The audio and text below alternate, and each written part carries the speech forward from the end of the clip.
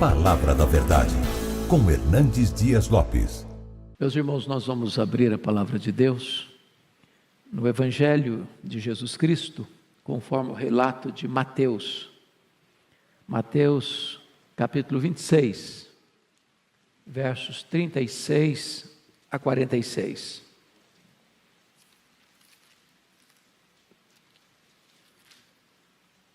Mateus 26, 36 a 46. Jesus no Getsêmani. Está escrito: em seguida foi Jesus com eles a um lugar chamado Getsêmani e disse a seus discípulos: assentai-vos aqui enquanto eu vou ali orar. E levando consigo a Pedro e aos 2 filhos de Zebedeu, começou a entristecer-se e a angustiar-se. Então lhes disse: a minha alma está profundamente triste até a morte. Ficai aqui e vigiai comigo. Adiantando-se um pouco, prostrou-se sobre o seu rosto, orando e dizendo: meu Pai, se possível, passe de mim este cálice. Todavia, não seja como eu quero, e sim como tu queres. E voltando para os discípulos, achou-os dormindo, e disse a Pedro: então nem uma hora pudestes vós vigiar comigo? Vigiai e orai, para que não entreis em tentação. O espírito, na verdade, está pronto, mas a carne é fraca. Tornando a retirar-se, orou de novo, dizendo: meu Pai, se não é possível passar de mim este cálice sem que eu o beba, faça-se a tua vontade. E voltando, achou-os outra vez dormindo, porque os seus olhos estavam pesados. Deixando-os novamente, foi orar pela terceira vez, repetindo as mesmas palavras. Então voltou para os discípulos e lhes disse: ainda dormis e repousais? Eis que é chegada a hora, e o Filho do Homem está sendo entregue nas mãos dos pecadores. Levantai-vos, vamos! Eis que o traidor se aproxima.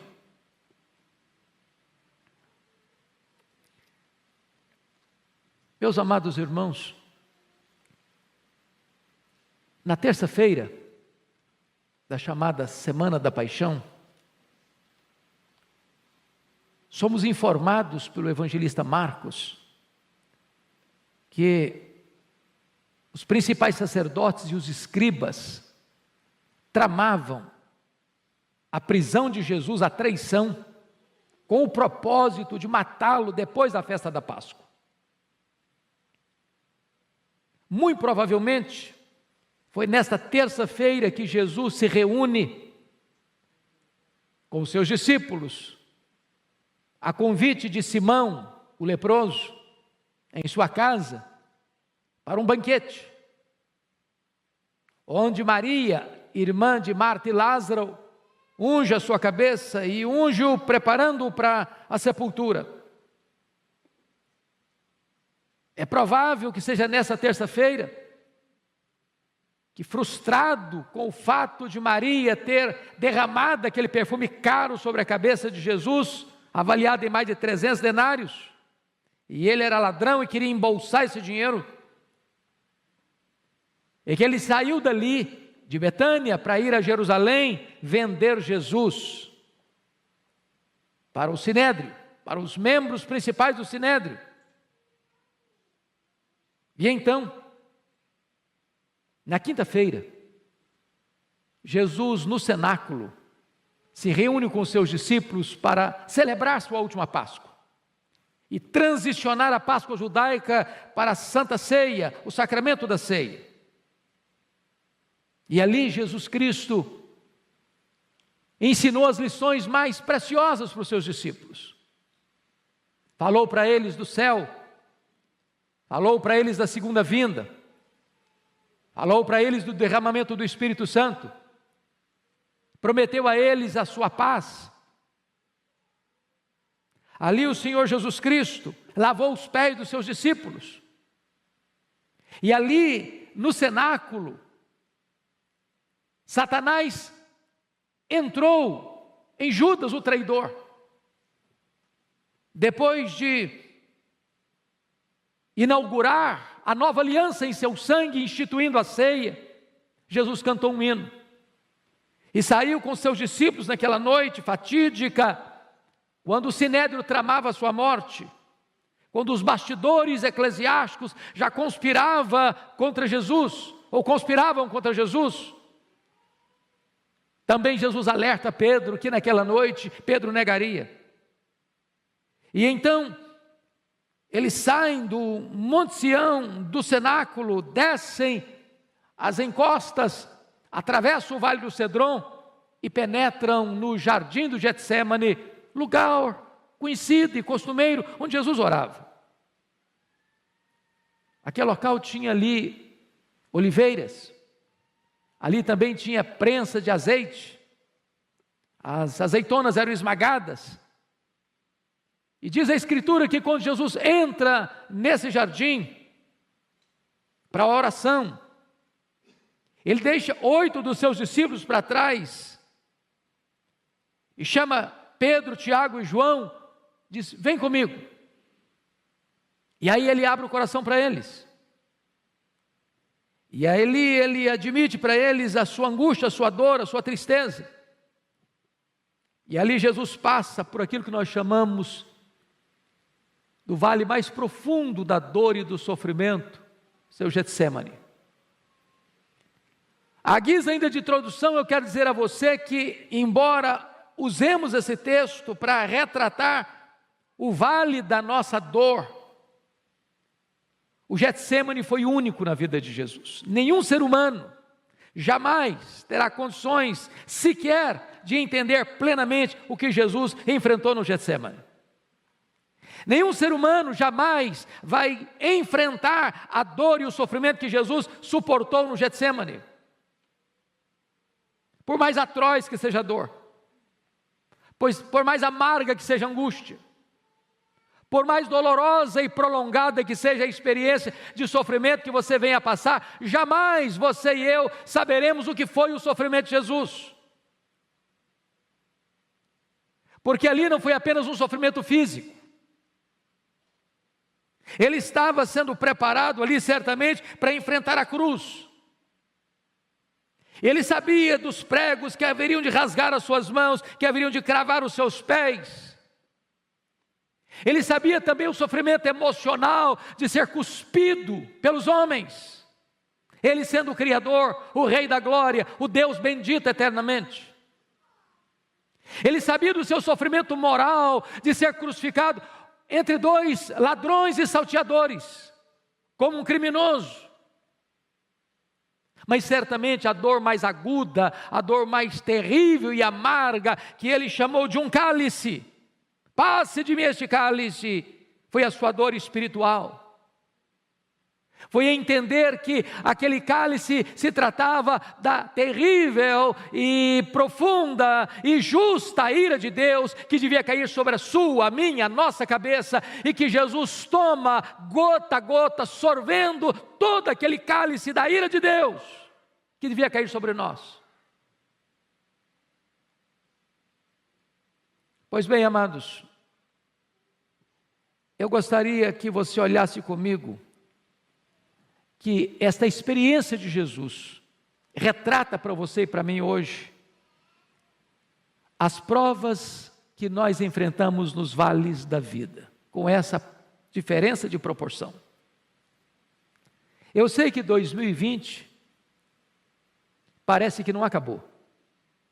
Nós só mudamos o calendário, mas a luta continua, da mesma natureza, com as mesmas preocupações, talvez com reverberações ainda mais densas e pesadas. Eu não sei a história de cada um, mas quando você caminha no meio de uma multidão e às vezes olha aquela multidão passando, indo, vindo, passando, indo e desaparecendo das suas vistas, cada pessoa esconde uma história de dor. Seja um jovem, seja um homem maduro, uma mulher madura, seja uma pessoa de cabelos brancos, ou já com a sua face sulcada de rugas. há uma dor que lateja, que pulsa. Eu não sei quais são as provas, eu não sei quais são suas dores, eu não sei quais são os seus dramas, eu não sei quais são as suas lutas, eu não sei quais são os seus vales, eu não sei qual é o seu Getsêmani. Mas eu queria hoje, à luz desse texto, olhar com você que tipo de provas nós enfrentamos nesse vale. Primeiramente, olha comigo o verso 38. Enfrentamos a tristeza e a angústia. Chama a sua atenção para o fato de que Jesus, ao entrar no Getsêmani, primeiro admite a sua angústia para si mesmo, no verso 37. E levando consigo a Pedro e aos 2 filhos de Zebedeu, começou a entristecer-se e angustiar-se. É aquela coisa pessoal, particular, do seu quarto fechado, que você não conta para ninguém. É aquele drama que você está vivendo, e só você e Deus sabem. Jesus começa a se angustiar. Ele não abriu o coração ainda. Ele está curtindo essa dor com ele mesmo. Mas em segundo lugar, olha comigo o verso 38. Ele admite a sua dor para os seus discípulos. Então lhes disse: a minha alma está profundamente triste até a morte. Ficai aqui e vigiai comigo. Agora ele conta essa dor não para a multidão, não para os 11 discípulos, porque Judas não está mais. Ele conta esta dor, essa angústia para os 3 mais próximos, Pedro, Tiago e João. Há determinados sofrimentos na nossa vida, irmãos, tão profundos, tão agônicos, tão amargos, que você não tem coragem de contar para os seus colegas. Você só conta para a gente da sua intimidade. Mas notem comigo, no verso 39, Jesus mostra agora esta angústia para o Pai.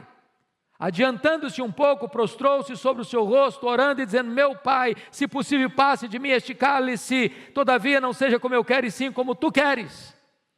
Agora ele coloca essa angústia diante do Pai. Ele enfrenta com ele mesmo, conta para os seus discípulos mais próximos, e agora conta para o Pai. Meus amados irmãos, Jesus passou tristezas no seu ministério. Ele ficou triste e chorou com a morte de Lázaro. Ele se entristeceu e chorou quando ele entrou em Jerusalém. Mas agora Jesus está revelando a sua humanidade e evidenciando a sua tristeza no seu Getsêmani. Ele começa a se entristecer. Ele confessa a sua tristeza. Ele chama e clama: se possível passe de mim esse cálice. Ele ora 3 vezes para que isso aconteça. Então eu quero afirmar a você que está aqui hoje, talvez passando por lutas na sua vida, na sua casa, que a tristeza e o sofrimento e a angústia não é uma coisa estranha à vida cristã. Mas talvez você pergunte: por que Jesus estava angustiado? Qual era a causa? Será que era a consciência de que de fato Judas haveria de entregá-lo? Será que era o conhecimento que ele já tinha alertado que Pedro havia de negá-lo? Será que era a realidade que ele mesmo havia dito aos seus discípulos: nesta noite todos vós vos escandalizareis comigo, como está escrito, ferirei o pastor e as ovelhas ficaram dispersas e os seus discípulos o abandonariam? Será que era a consciência prévia de que ele seria preso, porque aquela era a hora das trevas, e o sinédrio, com a sua orquestração, haveria de botar a mão nele e contratar testemunhas falsas para acusá-lo, e cuspir nele e espancá-lo? Será que era a consciência que ele tinha de que ele seria condenado pelo governador romano e ser crucificado, com todas as implicações atrozes dessa execução? Certamente, amados irmãos, não obstante ter o aspecto temporal desse sofrimento, físico desse sofrimento, moral desse sofrimento, o sofrimento de Jesus é eminentemente espiritual. É a certeza de que ali na cruz ele haveria de dar um grito de desespero: Deus meu, por que me desamparaste? Porque o pai desamparou seu próprio filho na cruz? Descuido? Desamor? Falta de solidariedade? Talvez esteja aqui, irmãos, o maior mistério do quanto Deus nos amou. Quando o apóstolo Paulo, entendendo isso, vai escrever: aquele que não poupou a seu próprio filho, antes por todos nós o entregou. Entregou a quê? A morte de cruz. Quando Jesus Cristo se coloca no seu lugar e oferece o seu peito para suportar a espada da lei. Quando a condenação que haveria de vir sobre a sua vida, ele recebe sobre ele mesmo, porque diz a Escritura que ele foi carregando sobre o seu corpo, no madeiro, os nossos pecados, e naquele momento ele foi feito pecado por nós. Não havia beleza nele. Ele foi feito maldição em nosso lugar. O sol escondeu o rosto dele, o pai escondeu o rosto dele, e ele tem completo entendimento do que significa isso: ser apartado do pai, ser separado do pai, e então o pai pune nele o pecado que deveria punir em mim, e então ele bebe este cálice amargo do juízo de Deus, que devia cair sobre a minha cabeça. É por isso que ele está angustiado. Quantas vezes, neste grau humano, você e eu também temos que passar pelo Getsêmani da dor, da tristeza, da angústia. E há um momento em que você compartilha com muitos, há um momento que você compartilha com os amigos mais próximos, mas há um momento que você só pode compartilhar com Deus. Mas em segundo lugar, irmãos, Jesus enfrenta, e nós enfrentamos também, o Getsêmani, ou o vale da solidão. A solidão.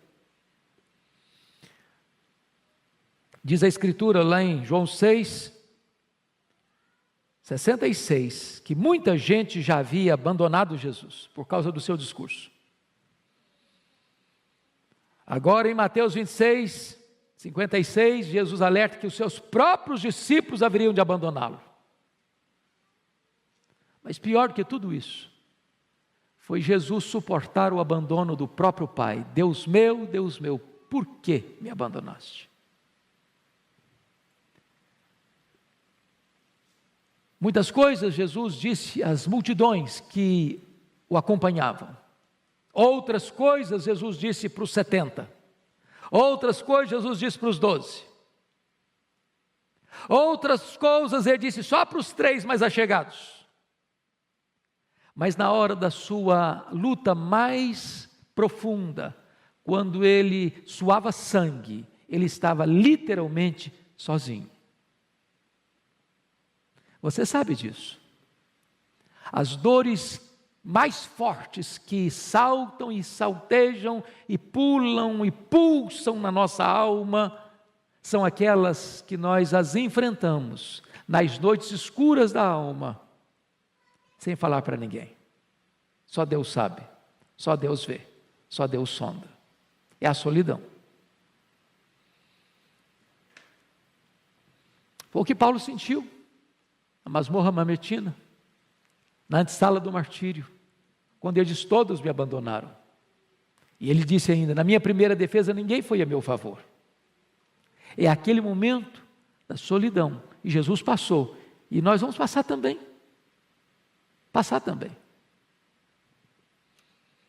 Mas notem comigo, amados, uma terceira coisa. Jesus enfrentou o vale, a prova, o Getsêmani da ingratidão. Se você parar para imaginar que Jesus chama Judas Iscariotes como um apóstolo,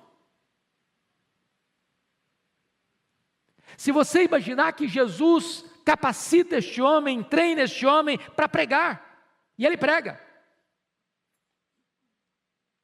Se você imaginar que dentre os 12 que Jesus chama, a única pessoa que recebe um cargo de confiança foi Judas Iscariotes.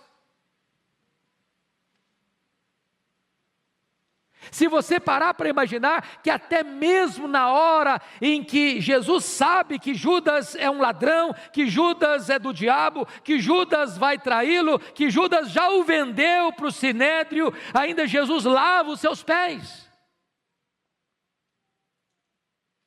Se você imaginar que quando Judas capitaneia a turba que vem armada até os dentes para prender Jesus, como se ele fosse um perigoso criminoso, e Judas entra para liderar a turba, para dar a senha para que Jesus seja preso, deposita na face santa de Jesus o beijo traidor, e Jesus o chama de amigo. Se você imaginar que Pedro, que garantiu a Jesus que ainda que todos o abandonassem, ele jamais, porque estava pronto a ir com ele para a prisão e para a morte, e Pedro vai negá-lo covardemente. Se você parar para imaginar que todos os outros disseram, não, nós estamos prontos a ir contigo também para a prisão e para a morte, e todos fugiram acovardados. O que Jesus está enfrentando aqui é o drama da ingratidão. Ingratidão. E sabe, amados, talvez das dores da alma, uma das mais profundas, é quando as pessoas em quem você investiu, viram as costas para você, ou apunhalam você pelas costas, nas horas mais cruciais da sua vida. É o que Jesus está enfrentando, e que talvez nós um dia enfrentaremos. Mas a questão básica que eu quero destacar não é nem as provas, mas é como vencer essas provas. Como Jesus venceu essas provas? Primeiramente, através da oração. E sabe, Jesus deixou isso claro para os seus discípulos. Jesus tinha consciência daquela hora. Os discípulos deviam ter consciência dessa hora, porque saber que nos bastidores a coisa estava densa, eles sabiam. E Jesus os alertou, vigiai e orai, para que não entreis em tentação. E Jesus então, diz a Escritura, ele vai orar. E quando Jesus vai orar, ele tem 5 aspectos muito claros da sua oração. Primeiro, olhem comigo, amados irmãos, por gentileza. Jesus ora com humilhação. Pensa comigo nisso. Eu quando leio esse texto eu fico com o coração compungido, porque Jesus é o Rei da Glória, Ele é o Criador do universo. E diz a Bíblia que Ele se prostra com o rosto no chão. E Hebreus 5,7 nos faz entender melhor. Ele ofereceu clamores ao que podia libertá-lo da morte, com forte clamor e lágrimas. Jesus não está só orando, não, Ele está chorando. Ele não está só orando e chorando, não, Ele está prostrado. Ele não está apenas orando, chorando e prostrado, não, Ele está com o rosto no chão. O Rei da Glória está orando de forma a prostrar-se com o rosto em terra. Mas em segundo lugar, irmãos, a oração de Jesus não foi só uma oração de humilhação, foi também de intensidade. Porque se você olha o relato de Lucas, Lucas disse que no segundo período de oração, foram 3, a agonia dele, aliás, na segunda período da oração, o anjo veio para consolá-lo, mas o anjo não veio para consolá-lo no sentido de livrá-lo da batalha, mas de fortalecê-lo para a batalha mais renhida ainda. Porque no terceiro período, ele já não chora só mais não, agora ele sua sangue, agora ele molha o chão não só com as suas lágrimas, mas também com o seu sangue, numa oração intensa. Mas em terceiro lugar, a oração de Jesus foi perseverante, ele orou 1, ele orou 2, ele orou 3 vezes. E Mateus nos informa que ele orou não apenas 3 meses, mas ele repetiu as mesmas palavras. Que palavras? Pai, se possível, passe de mim este cálice. Pai, se possível, passe de mim este cálice. Mas talvez quando você lê, é uma frase. É uma frase. Mas o primeiro período de oração de Jesus durou pelo menos 1 hora, porque a queixa de Jesus com Pedro foi essa: nem 1 hora pudeste vigiar. Nem 1 hora. Eu não sei se você tem o hábito de orar, mas se você não tem, experimente dobrar os seus joelhos e orar 1 hora ininterruptamente. Sabe o que vai acontecer? você não vai ter assunto. Não vai ter. Quem não tem o hábito de orar, ora 5 minutos, não tem mais nada para falar.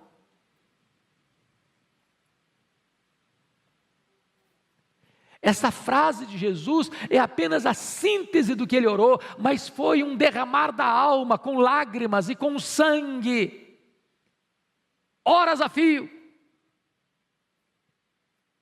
Mas mais do que perseverança, irmãos, ele orou também com vigilância, porque ele alerta os discípulos a orar e vigiai, para que não entreis em tentação. O espírito está pronto, mas a carne é fraca. Por isso eles dormiram na batalha, por isso Pedro negou Jesus, por isso os discípulos fugiram, por isso Pedro reagiu na carne e cortou a orelha de Malco. E sabe, irmãos, nós não estamos preparados para enfrentar a tentação, nem a perseguição do mundo, a não ser que nós oremos.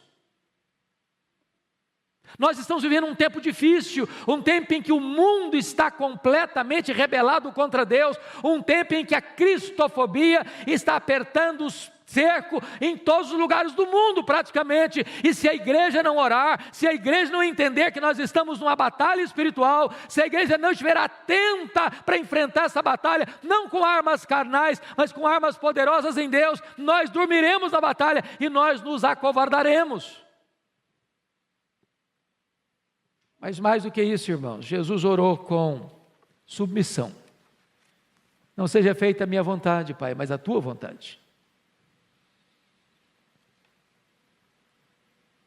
Quando os nossos primeiros pais lá no Éden quiseram fazer a vontade deles, não a vontade do Pai, a raça humana caiu. Mas quando Jesus disse, não seja a minha vontade, mas a tua vontade, e submeteu a vontade eterna do Pai, então os pecadores podem ser redimidos, e redimidos pelo sangue do Cordeiro.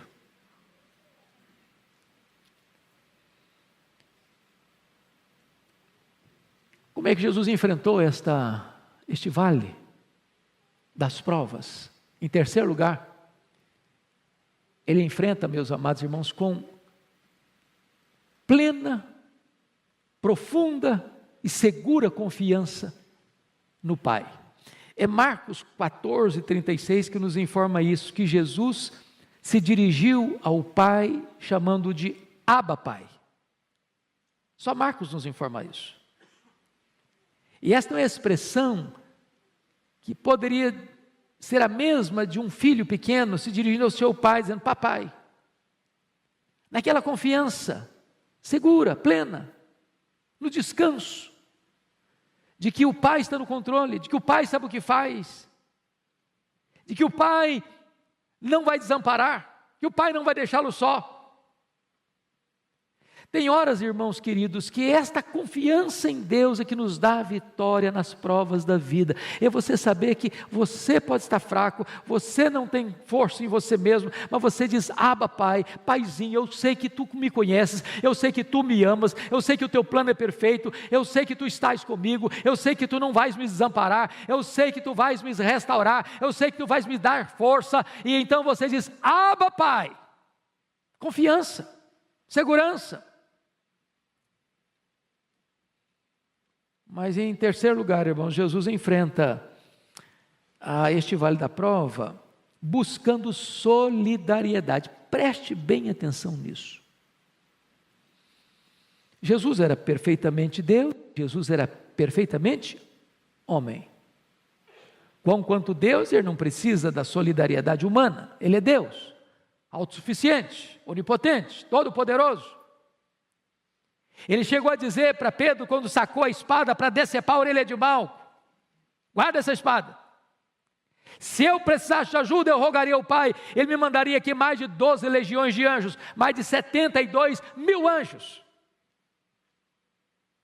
Mas conquanto o homem, expressando a sua completa natureza humana, ele pediu solidariedade, ficai comigo, vigiai comigo. Há momentos, irmãos, que nós enfrentamos lutas também. E nestas horas nós precisamos ter a coragem de fazer o que Jesus fez. Fica comigo. Vigia comigo. Eu preciso de você. Preciso da sua companhia. Preciso da sua presença. Foi o que Paulo fez com Timóteo. Ô Timóteo, procura vir ter comigo depressa. Eu preciso de um ombro amigo. Eu preciso de alguém do meu lado. Venha rápido, venha no inverno. Quando você vier, traz o Marcos com você. Eu preciso de gente do meu lado. Quem são os seus amigos? Para quem você pode dar um telefonema e dizer, venha para cá? Com quem você tem liberdade de dizer, olha, eu preciso que você venha não só orar por mim, mas venha orar comigo.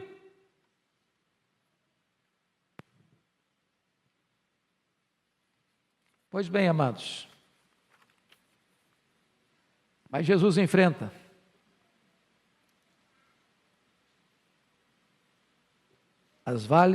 o vale da prova e da dor através da sua coragem. Porque notem comigo, verso 46, Jesus diz para os seus discípulos, levantai-vos, vamos, eis que o traidor se aproxima. Ele não ora para fugir, ele ora para enfrentar.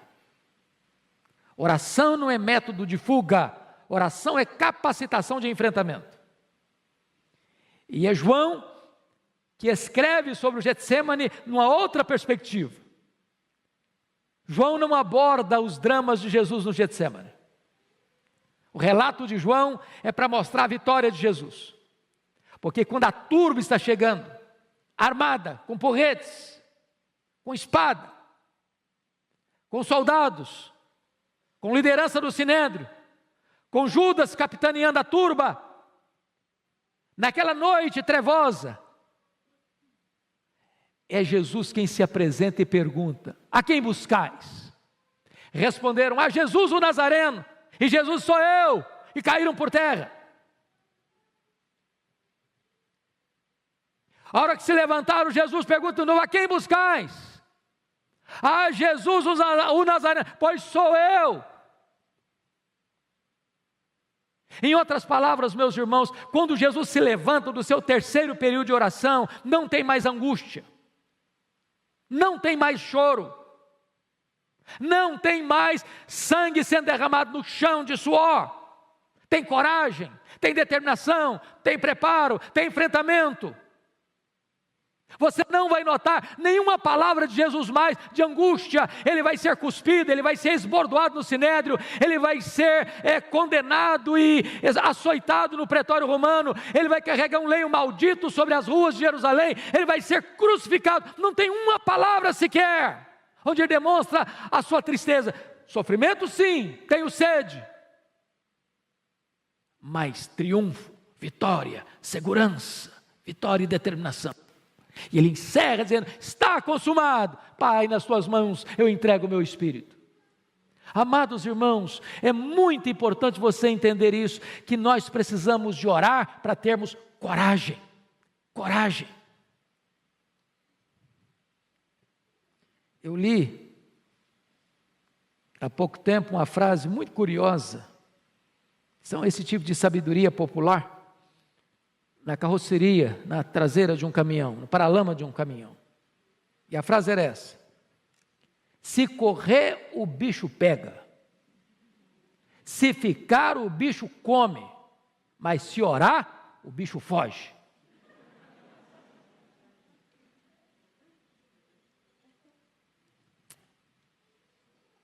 É preciso de orar, queridos. E eu não estou falando de uma oraçãozinha assim, relâmpago, na hora da refeição, nem aquela oração assim de quem já está mais dormindo que acordado. Senhor, até logo, boa noite, eu estou dormindo. Eu estou falando de batalha na oração.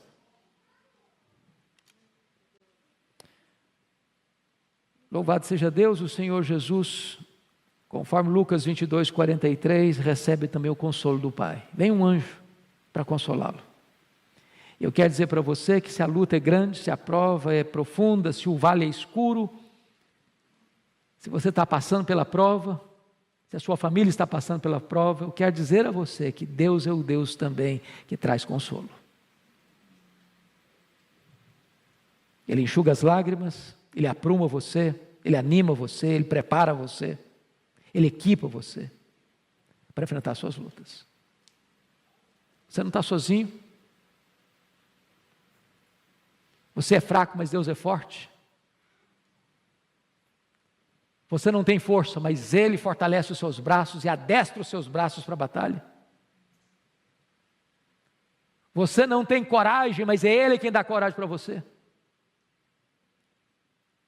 E mais tarde o Senhor derramou o seu Espírito e aqueles homens acovardados viraram gigantes. E esse mesmo Espírito que deu coragem àqueles homens lá, está entre nós, está dentro de nós, está sobre nós, e Ele vai nos capacitar a enfrentar os desafios de 2021, os desafios daqui para frente, em nome de Jesus. A igreja não ficará acovardada, a igreja não ficará intimidada, você não há de ficar intimidado em nome de Jesus. Haja luta, haja prova, seja física, seja financeira, seja moral, seja espiritual, seja familiar. Deus vai equipar você, Deus vai fortalecer você, Deus vai consolar você, e Deus já fez de você uma pessoa mais do que vencedora em Cristo Jesus, nosso Senhor.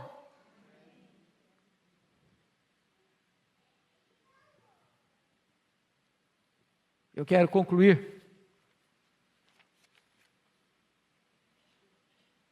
dizendo que Jesus entrou no Getsêmani profundamente triste, mas ele saiu do Getsêmani profundamente fortalecido, vitoriosamente fortalecido. Bastou uma palavra dele para os seus inimigos caírem por terra. E você, querido, como é que você tem enfrentado seus vales de provas? Como é que você tem enfrentado o seu Getsêmani? Hoje Deus quer nos fortalecer pela oração. Hoje Deus quer nos dar coragem. Hoje Deus quer nos dar a disposição e a humildade de dizer para alguém próximo de nós: olha, eu preciso que você fique comigo. Fica do meu lado, vigie comigo. E hoje Deus é poderoso para mandar não só um anjo, mas a própria terceira pessoa da Trindade, o Espírito Santo, como Supremo Consolador, que está em você, que habita em você, que transborda de você, para confortar a sua alma, para enxugar suas lágrimas, para terapeutizar a sua dor e para fortalecer você, para você ser corajoso e mais do que vencedor. Vamos ficar em pé, queridos, e vamos orar.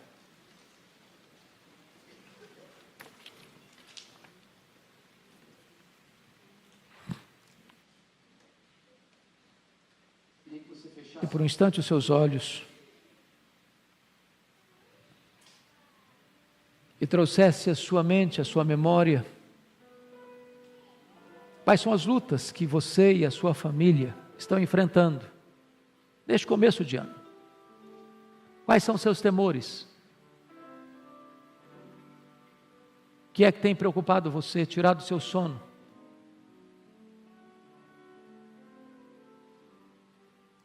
Quais são as batalhas que você tem travado no campo da sua mente? O que é que ronda a sua alma? Nas suas noites indormidas, nas suas madrugadas insones?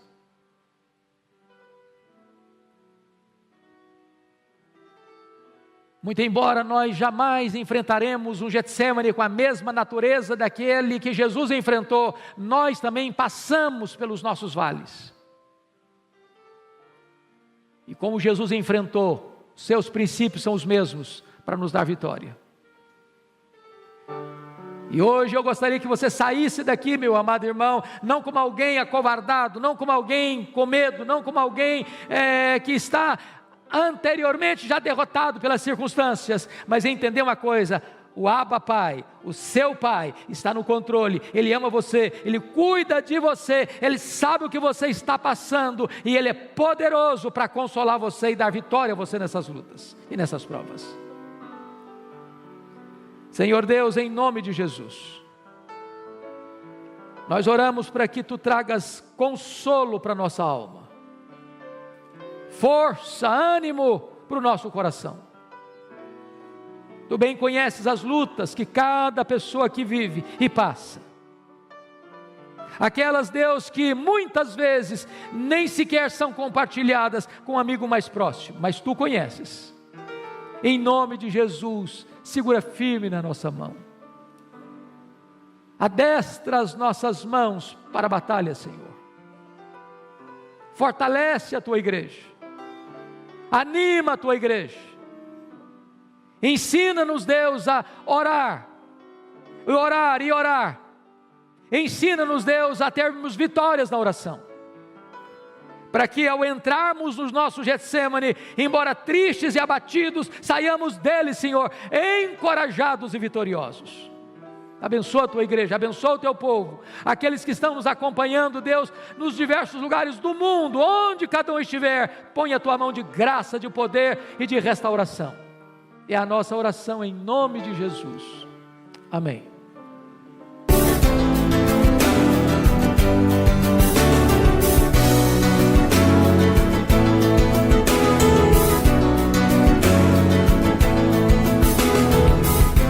Palavra da Verdade, com Hernandes Dias Lopes.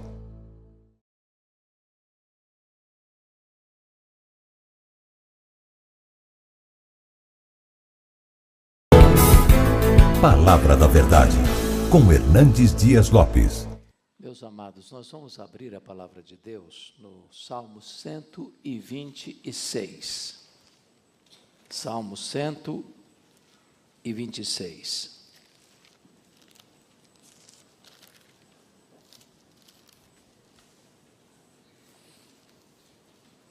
É sabido de todos vocês que o livro de Salmos é o maior livro da Bíblia. Ele é composto de 150 poemas, que foram escritos num período de 1000 anos aproximadamente. Nós temos o Salmo 90, escrito por Moisés, 1500 antes de Cristo. Nós temos esse salmo que vamos ler, que é um salmo pós-cativeiro babilônico, depois do ano 500. Então, esse livro foi composto num período muito longo, por vários escritores, Davi, Asaf, os filhos de Coré, Moisés, Salomão e outros escritores. Muitos desses poemas são anônimos, como esse que nós vamos ler. Não sabemos quem o escreveu. Esses poemas foram reunidos em 5 livros básicos, de 1 ao 41, o primeiro livro, Salmo 42 ao 72, o segundo livro, Salmo 73 ao 89, o terceiro livro, Salmo 90 ao 106, o quarto livro, e o Salmo 107 ao 150, o quinto livro do Saltério. Esse salmo está incluído dentro de um outro bloco de salmos, chamado Salmos de Romagem, que vai do Salmo 120 ao 134. Eram salmos cantados quando eles subiam para adoração nas festas de Jerusalém. Este salmo é um salmo pós-cativeiro, e eu peço então que você acompanhe comigo essa leitura, e após a leitura mantenha a sua Bíblia aberta para considerarmos juntos esta passagem. Está escrito: quando o Senhor restaurou a sorte de Sião, ficamos como quem sonha. Então a nossa boca se encheu de riso, e a nossa língua de júbilo. Então entre as nações se dizia: grandes coisas o Senhor tem feito por eles. Com efeito, grandes coisas o Senhor tem feito por nós, por isso estamos alegres. Restaura, Senhor, a nossa sorte, como as torrentes do Neguebe.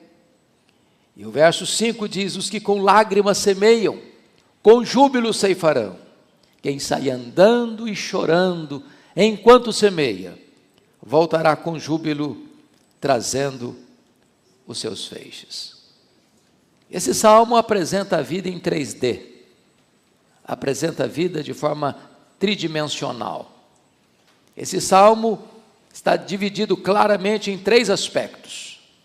Os versos 1 a 3, olhando para o passado, todos os verbos estão no passado.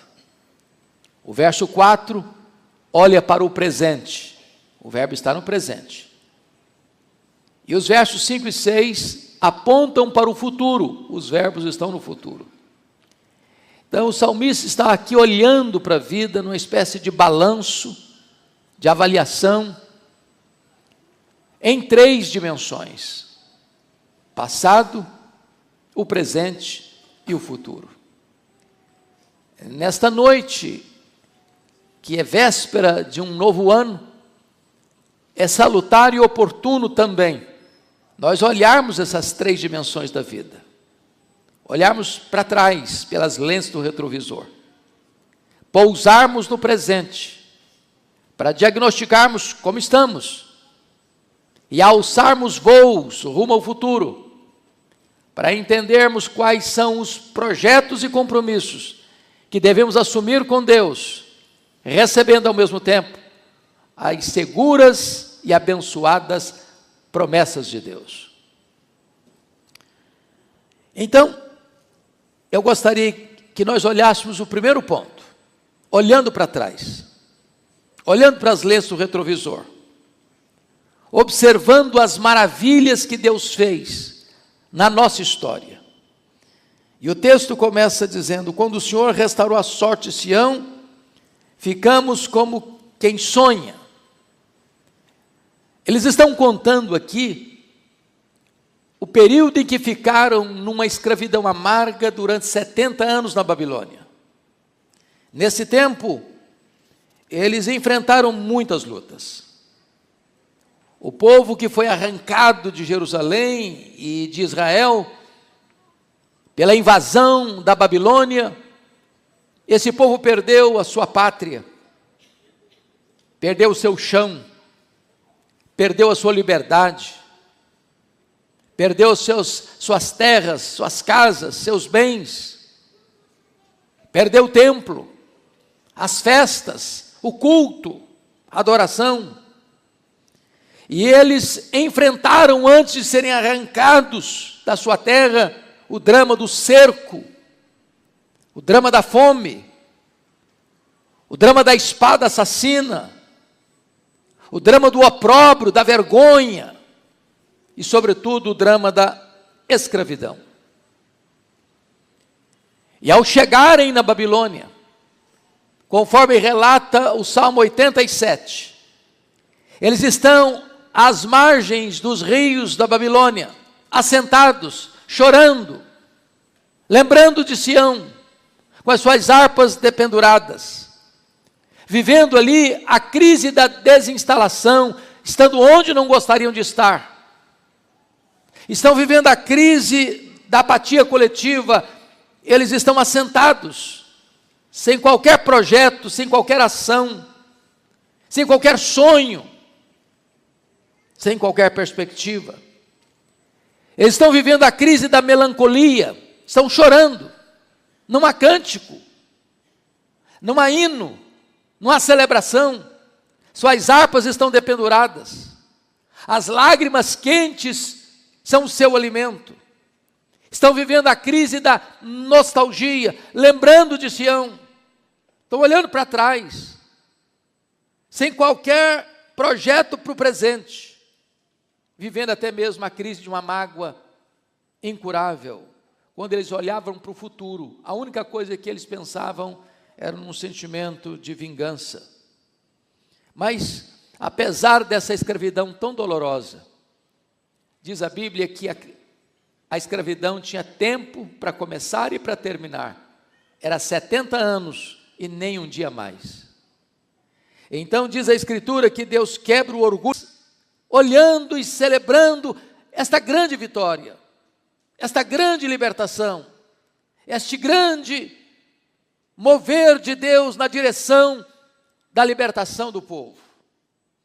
E aqui, meus irmãos, vamos parar um pouquinho para pensar na nossa história. Você e eu que viemos aqui hoje, quando olhamos para trás, reconhecemos também que nós éramos escravos. Escravos do mundo, escravos da carne, escravos do diabo. E o Senhor Deus, por sua bondade e graça, nos arrancou de uma escravidão, tirando-nos da potestade de Satanás para Deus, do império das trevas para o reino da luz, da casa do valente para fazermos parte da família de Deus. Estávamos perdidos e fomos achados. Estávamos mortos e revivemos. Deus tirou-nos de uma amarga escravidão para a liberdade dos filhos de Deus. Estamos aqui hoje para relembrar quão gloriosa redenção nós tivemos em Cristo Jesus. Ao olharmos para trás, nós temos uma história para contar do que Deus fez por nós. Mas em segundo lugar, meus amados irmãos, observemos no verso 2, que a intervenção de Deus produz uma alegria indizível. Está escrito: então a nossa boca se encheu de riso e a nossa língua de júbilo. Hoje estamos aqui porque somos um povo feliz, alegre.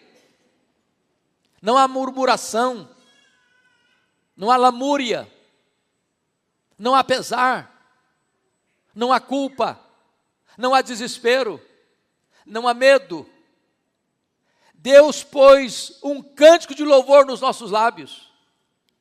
Viemos aqui hoje para declarar para a cidade de Vitória, para o estado do Espírito Santo, para o Brasil, para o mundo, que nós éramos escravos, mas hoje somos livres. Nós estávamos perdidos, mas fomos encontrados. Nós estávamos mortos e recebemos vida. Nós temos a marca do Cordeiro, nós temos o selo do Espírito Santo, nós somos o povo de Deus, a família de Deus, e Deus mesmo colocou no nosso coração este brado de vitória, este hino de louvor, este cântico de gratidão pela grande redenção que temos. Mas em terceiro lugar, a intervenção de Deus na nossa vida produz um profundo impacto na vida das outras pessoas, porque o verso 2, na parte B, está escrito: então entre as nações se dizia, grandes coisas o Senhor tem feito por eles. Oh, amados irmãos, que coisa maravilhosa é quando alguém que conheceu o nosso passado e agora conhece o nosso presente e é testemunha do milagre que ocorreu na nossa vida.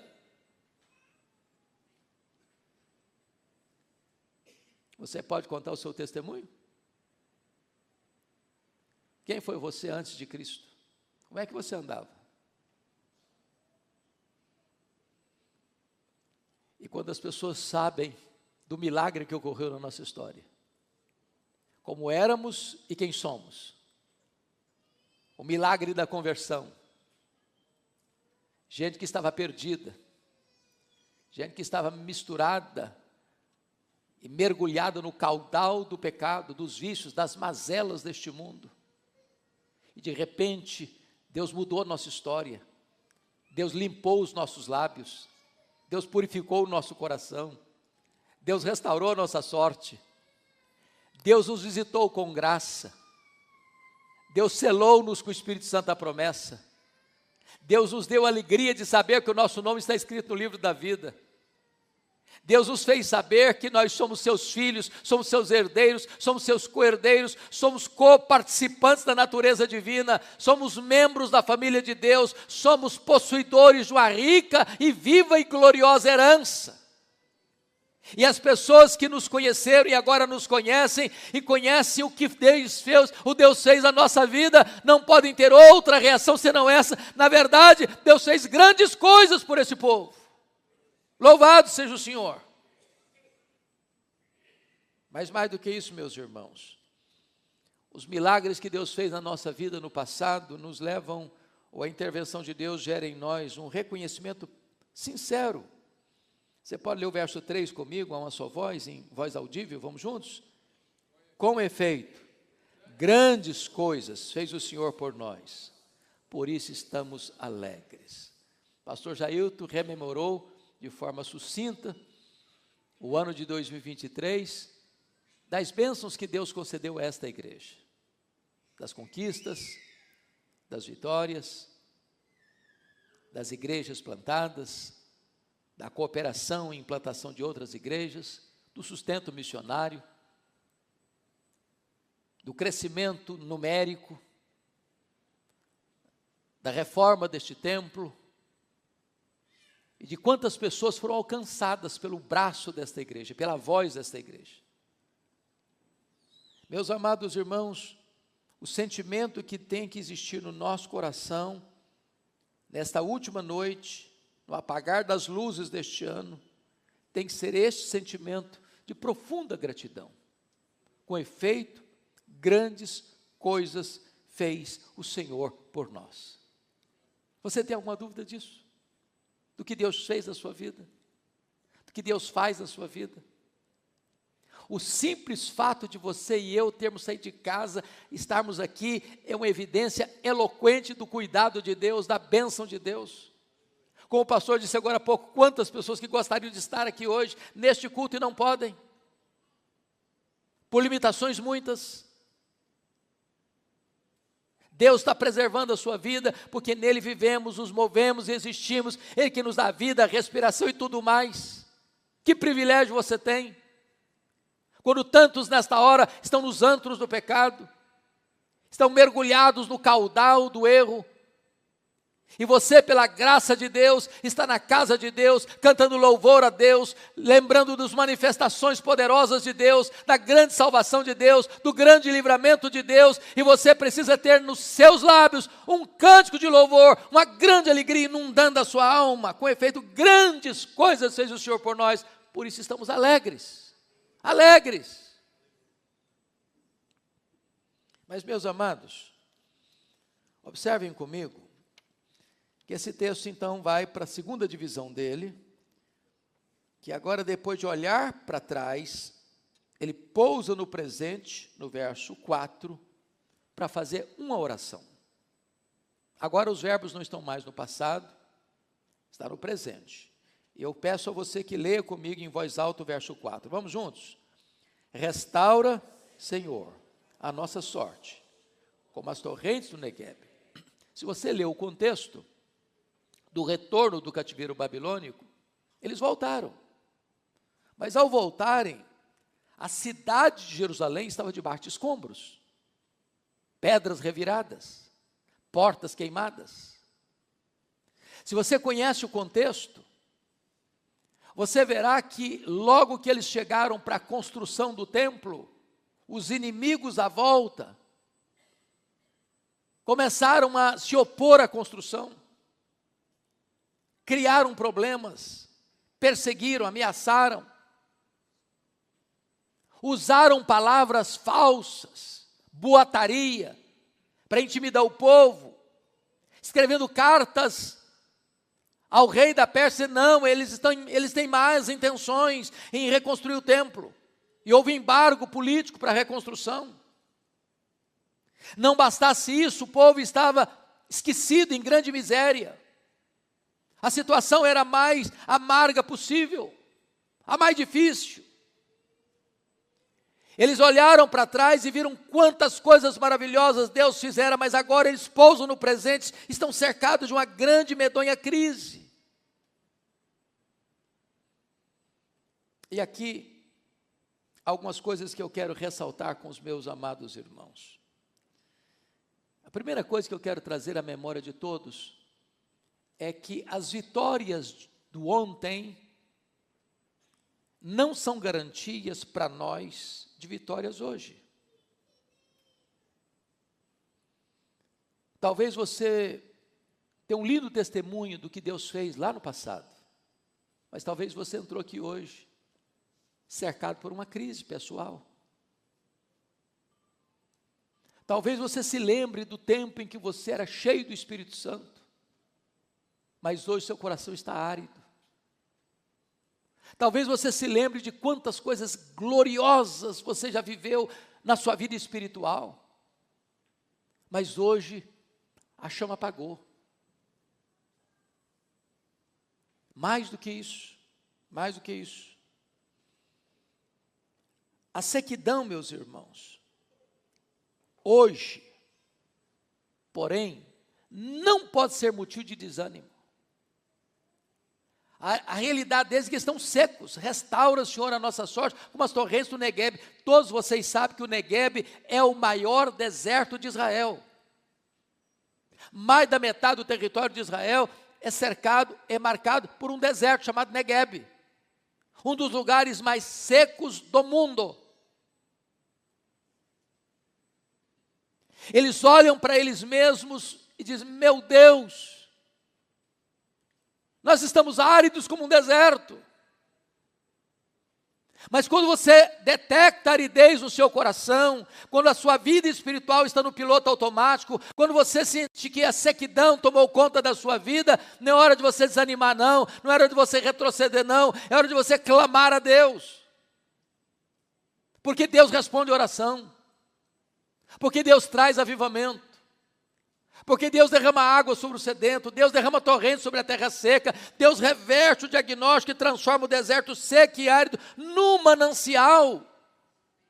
Ele é o Deus que está aqui hoje para restaurar a sua sorte, para renovar o seu coração, para trazer vida onde hoje a morte parece estar rondando você. Mas veja ainda, que o salmista entende que na hora da crise, é preciso entender que só Deus pode reverter essa crise. Por isso ele ora, restaura, Senhor. Meus irmãos, nós não podemos restaurar nós mesmos. A igreja não pode marcar um avivamento, agendar um avivamento. A igreja não administra avivamento. Avivamento é uma obra soberana do Espírito Santo de Deus. Só Deus pode fazer isso.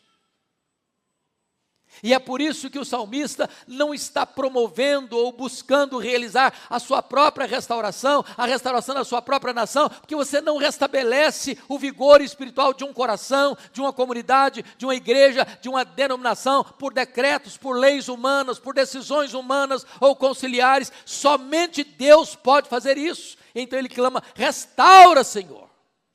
Restaura, Senhor.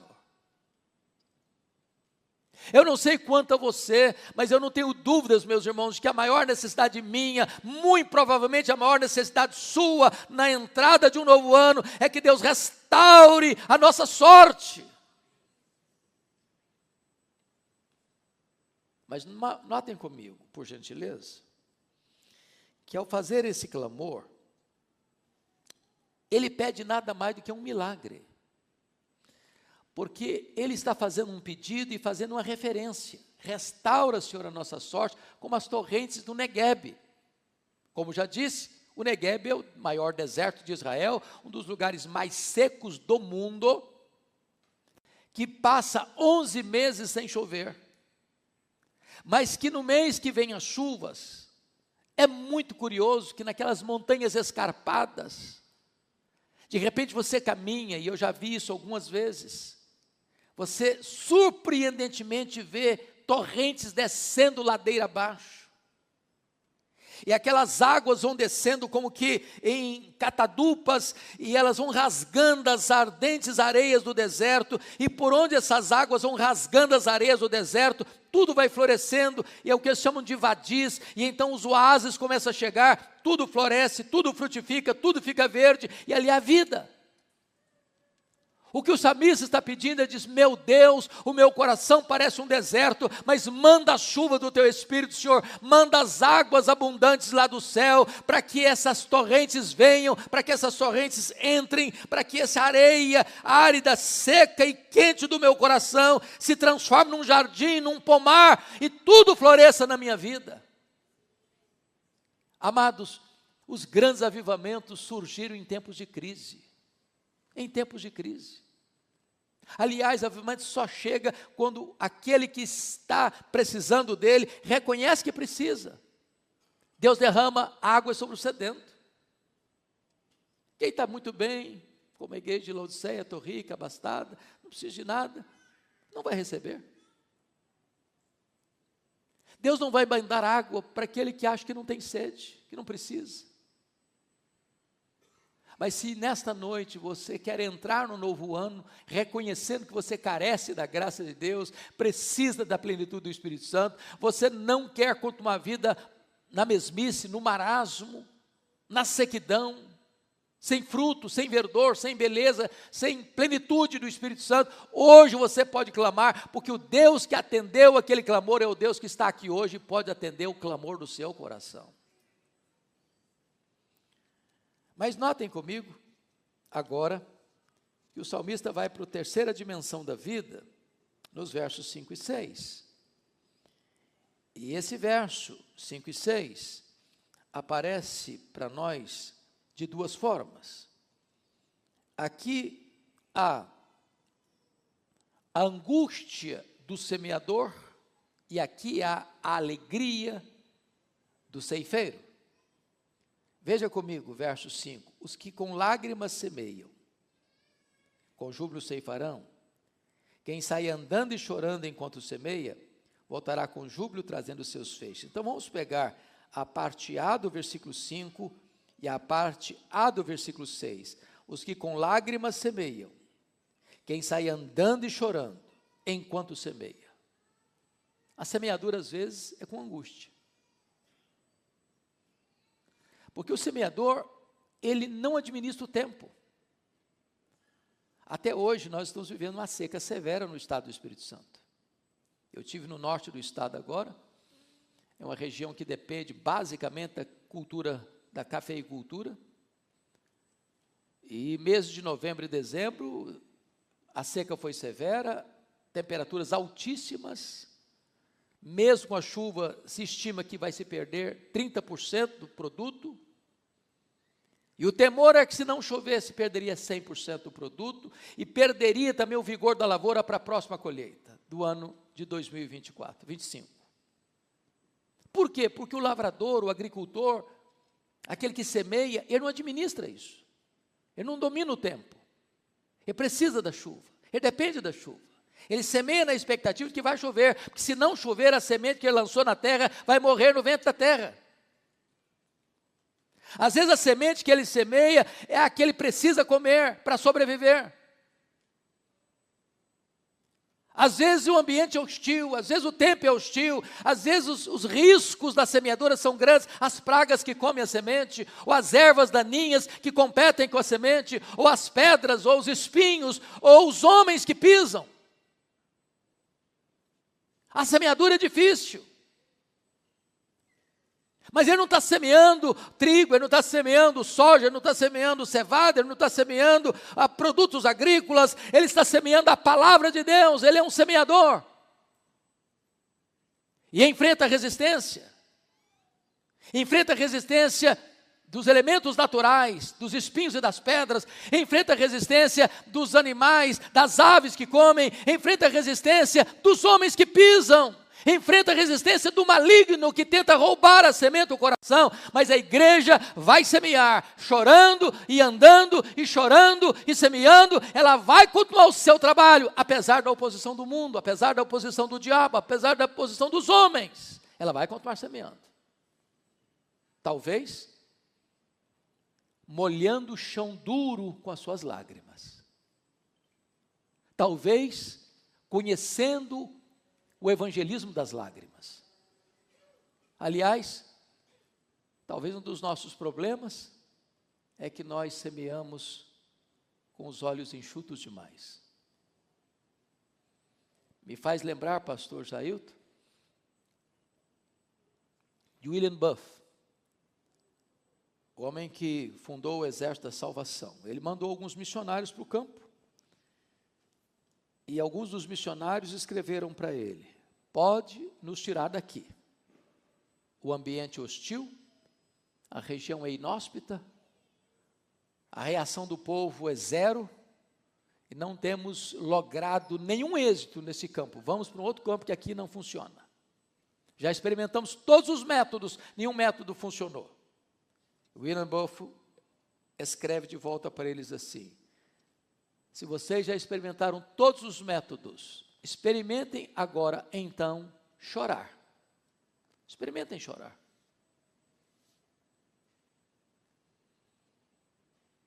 Há momentos, irmãos, em que a obra de Deus tem que ser feita com o coração quebrado, na total consciência de que nós não administramos resultados. O semeador saiu a semear. Parte da semente caiu no caminho. Outra parte caiu no meio do espinheiro. Outra parte caiu no meio das pedras. Outra parte caiu na boa terra. Nós não administramos resultados, mas é preciso semear. E eu quero encorajar você fortemente, na chegada deste novo ano, a ser um semeador. na sua família, na sua escola, na sua empresa, no seu comércio, nas suas idas e vindas, que você não encolha as mãos. Há um sermão de Antônio Vieira que me marcou muito, e a primeira vez que eu entrei num teatro foi em Campinas. E os seminaristas lá do seminário de Campinas foram convidados para ir àquele teatro, porque ali seria apresentado o sermão da 60ª. É claro que eu não concordo com tudo que Antônio Vieira pregou, mas esse sermão é basicamente evangélico. Se você um dia tiver a oportunidade de ler, vale a pena. E Antônio Vieira faz uma pergunta curiosa: se a boa semente produz a 30, a 60 e a 100 por 1, por que hoje não está produzindo nem a 1%? Se você multiplicar os sermões hoje pregados no mundo todo, provavelmente não dá uma conversão por sermão. E aí pergunta, por quê?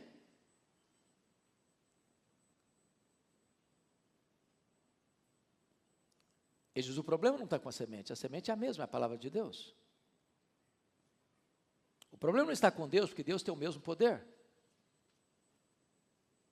O problema não está no solo, porque o solo sempre foi solo, com as suas hostilidades. Ele diz, o problema está no semeador. O semeador não saiu semeando com a boca, saiu semeando com as mãos. O problema é que os homens escutam de nós belas palavras, mas não veem em nós obras de poder. Não basta apenas pregar aos ouvidos, precisamos também pregar aos olhos. O semeador saiu a semear.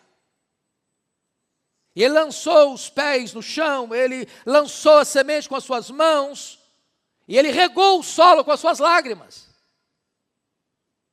Às vezes falamos e falamos e falamos e falamos, mas nem o nosso coração está quebrantado. E eu quero encorajar fortemente você, neste ano, a experimentar o evangelismo das lágrimas. Mas se nós temos um semeador angustiado no texto, que ele sai andando e chorando, enquanto trabalha, ele não espera as lágrimas secarem para continuar semeando, não. Ele continua semeando enquanto as lágrimas estão pingando. Não espere resolver os problemas para fazer a obra de Deus, não. Faça a obra de Deus no meio dos problemas. Não espere ficar curado para começar a trabalhar, não. Trabalhe enquanto está doente mesmo. O apóstolo Paulo estava doente e trabalhava. O apóstolo Paulo era preso e trabalhava entre algemas. Não são as circunstâncias que determinam a vida de um semeador, é o compromisso dele com Deus, em qualquer circunstância, em qualquer lugar, ele está semeando, ainda que com lágrimas. Mas agora, vem o ceifeiro alegre. Confira comigo, por favor, os versos 5 e 6, agora a parte B. Vamos ler a parte B do versículo 5. Com júbilo, comigo? Com júbilo ceifarão. Vamos ler o versículo 6 da parte B? Voltará com júbilo, trazendo seus feixes. Aqui é uma promessa. Aqui é uma promessa. Quem faz essa promessa? O próprio Deus. Deus dará os frutos do seu trabalho. Deus dará a você experiências do que Ele pode fazer. Isso é maravilhoso, meus irmãos, porque eu preciso crer que esta palavra é viva e poderosa. Se você abrir a sua boca, há poder nesta palavra. O Evangelho é o poder de Deus para a salvação de todo aquele que crê. Então, abra a sua boca. Às vezes, uma frase só, às vezes, um versículo só. Você não precisa ser um grande pregador, você não precisa ser um grande expositor, você não precisa ser um grande teólogo, não. Abra a sua boca dentro daquilo que você tem, daquilo que você conhece, e você vai perceber que o que falta para nós, às vezes, não é apenas mais conhecimento, mas, sobretudo, paixão para transmitir o que nós já sabemos. Talvez as pessoas mais frutíferas no reino de Deus conhecem menos do que você conhece. Mas tudo que elas conhecem, elas tornam conhecido das pessoas. Me permita só um exemplo para encerrar. Há muitos anos, pastor Jailton, eu estava pregando aqui em Vitória, numa reunião familiar, de um grupo familiar. E enquanto pregava, uma mulher chorava muito, muito mesmo. E aquilo me incomodou bastante. E depois que eu terminei de pregar, eu fui conversar com aquela senhora. Eu disse: por que a senhora está chorando? Ela me disse assim: pastor Hernandes, o diabo destruiu a minha vida. Achei a frase muito forte. E perguntei: mas o que a senhora quer dizer com isto? Ela me respondeu: eu tinha uma família. Meu marido, meus 2 filhos, morávamos num bom apartamento, um bom salário, mas não tinha paz na nossa casa. E ela me disse: um dia eu acordei muito assustada com o grito dos meus filhos. Eu pulei da cama, e meu marido não estava do meu lado. Eu corri na direção do quarto, a porta estava trancada. Eu bati a porta não se abriu. Eu arrombei a porta, me deparei com um quadro horrível. O meu marido estava apunhalando os nossos filhos. E eu entrei no quarto, ele enterrou o punhal no seu próprio peito e caiu sem vida sobre os corpos ensanguentados dos meus filhos. Ela me disse: pastor, eu levei toda a minha família para o cemitério. O diabo destruiu a minha vida. Eu falei para aquela mulher, pastor, naquela hora de tanta angústia. Eu confesso que eu não tinha escutado ainda uma história tão triste, tão dramática, tão dolorosa. Falei de Jesus para ela. Mas não fiquei sabendo do resultado. Nunca mais a vi. Nunca mais.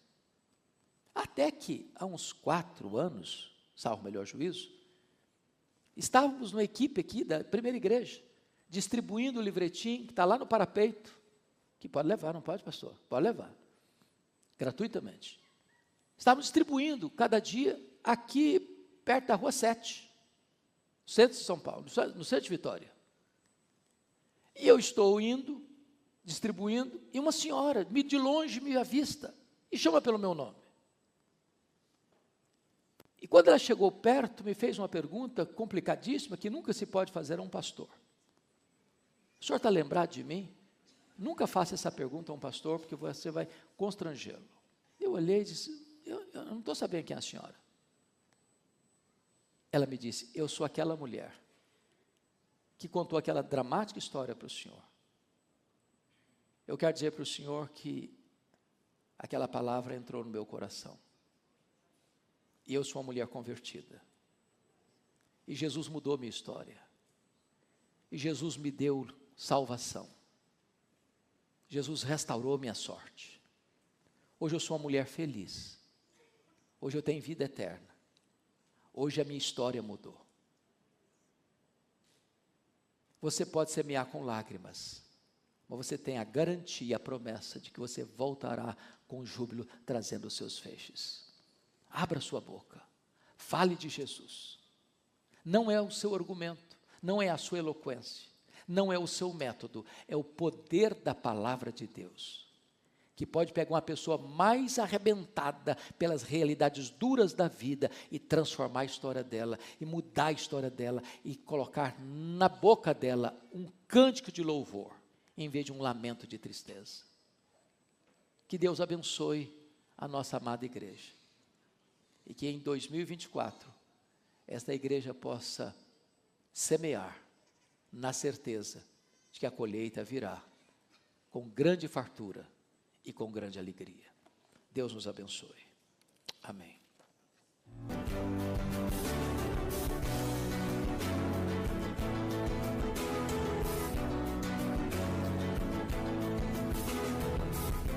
Palavra da Verdade, com Hernandes Dias Lopes.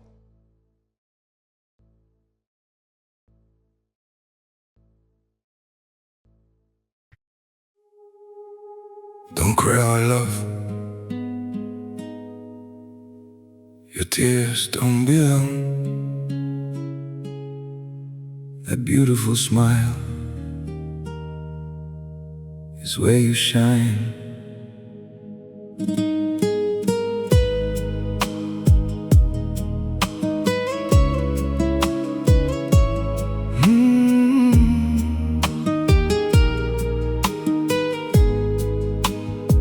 I know the night feels cold around you,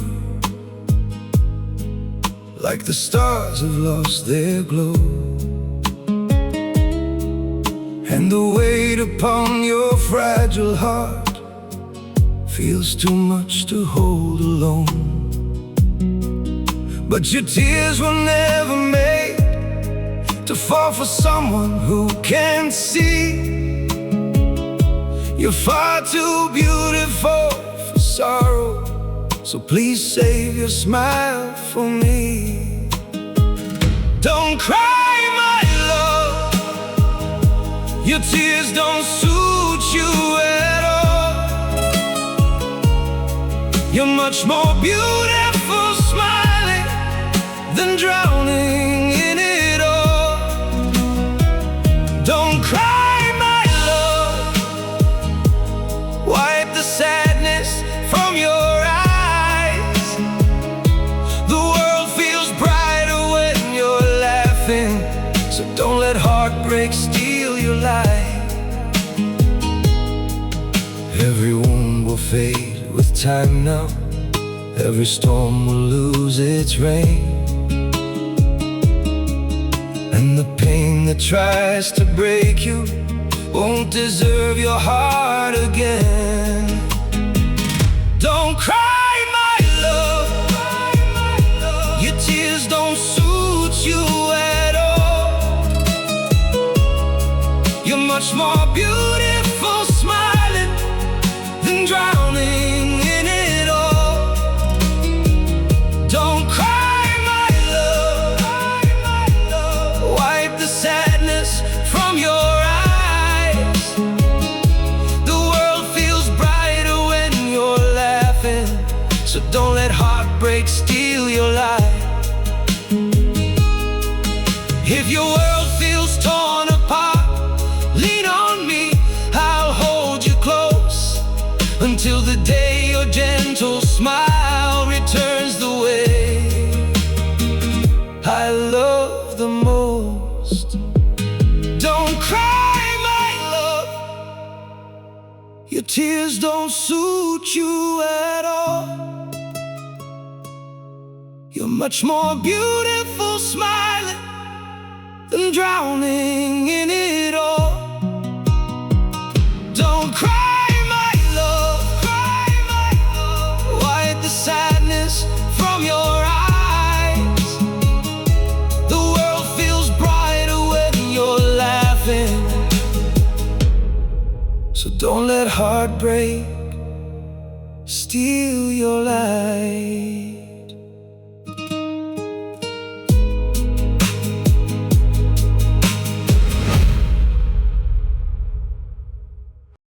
Palavra da Verdade, a exposição bíblica com Hernandes Dias Lopes.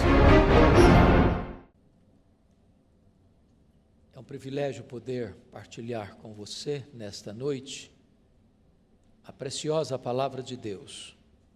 E eu convido você para abrir comigo a sua Bíblia na carta de Tiago, capítulo 3. E nós vamos ler do verso 1 ao verso 12. Tiago, capítulo 3, versos de 1 a 12. Depois que nós terminarmos a leitura, eu peço que você continue com a sua Bíblia aberta, porque é muito importante você acompanhar comigo a exposição desta passagem. Tiago diz assim: meus irmãos, não vos torneis muitos de vós mestres, sabendo que havemos de receber maior juízo, porque todos tropeçamos em muitas coisas. Se alguém não tropeça no falar, é perfeito varão, capaz de refrear também todo o corpo. Ora, se pomos freios na boca dos cavalos para nos obedecerem, também lhes dirigimos o corpo inteiro. Observai igualmente os navios que, sendo tão grandes e batidos de rijos ventos, por um pequeníssimo leme são dirigidos para onde queira o impulso do timoneiro.